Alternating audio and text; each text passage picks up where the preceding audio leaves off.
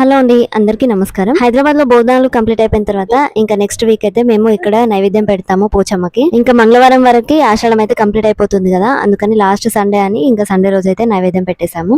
Last year వెళ్ళినప్పుడు అయితే మా బాబా 4 months అట్లా ఉండింది. ఇంకా నేను బయటనే కూర్చున్నాను, లోపలికి కూడా వెళ్ళలేకపోయాను అనమాట, బాగా పబ్లిక్ ఉంటారు. ఈ సంవత్సరం కూడా ఇంకా లోపలికి అయితే వెళ్ళలేకపోయాను అనమాట. మా పాప అస్సలు ఉండలేదు, అంత బాగా టైం పడుతుంది, ఒక 1 hour అయినా పడుతుంది లోపలికి వెళ్ళిన తర్వాత. ఇంకా మా సిస్టర్ అయితే లోపలికి వెళ్ళి నైవేద్యం అయితే సమర్పించారు అమ్మవారికి. బాగా క్రౌడ్ ఉండడం వల్ల ఇంకా పిల్లల్ని తీసుకెళ్లడం అయితే చాలా ఇబ్బంది అవుతుంది.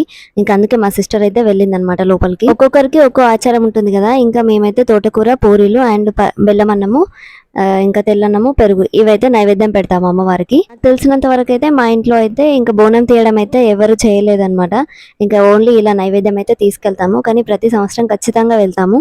లైన్ మాత్రం చాలా పెద్దగా ఉంటుంది ఆ రోజు. వాళ్ళైతే లైన్ లో నించొని వెళ్లారనమాట, నేనైతే అక్కడే కూర్చున్నాను బయట. మా వాళ్ళైతే లోపలికి వెళ్ళి నైవేద్యం పెట్టిన తర్వాత ఇంకా బయట నుండి దర్శనం చేసుకుని బయటకైతే వచ్చేసాము. పొద్దున 9 గంటలకు మేము బయలుదేరితే ఇంటికి వెళ్ళేసరికి 11:30 అయింది. ఇంక ఇంటికి వెళ్ళాక ప్రసాదం తినేసి ఇంకా వంట అయితే స్టార్ట్ చేశాను. వంట చేసి తినేసరికి ఈవినింగ్ అయిపోయింది. ఆ రోజు అయితే తీసుకోవడానికి కూడా ఆ రోజు టైం సరిపోలేదు నాకైతే.